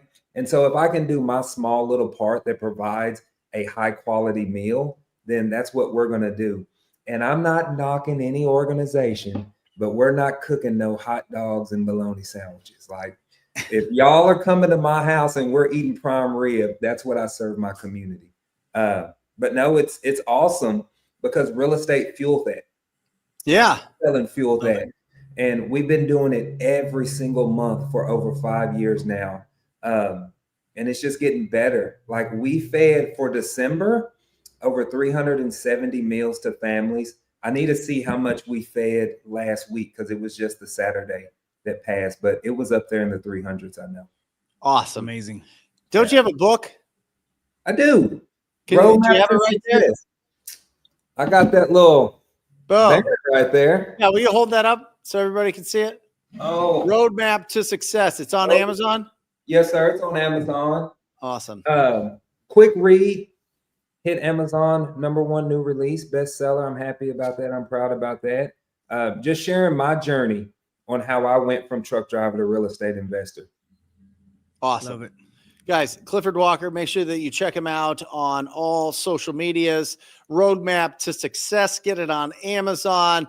He's coaching, he's helping, he's doing all those things. We put the link into in the chat here to his book. Make sure that you get that and check that out. Clifford, great to see you. Happy New Year. Good to see you, brother.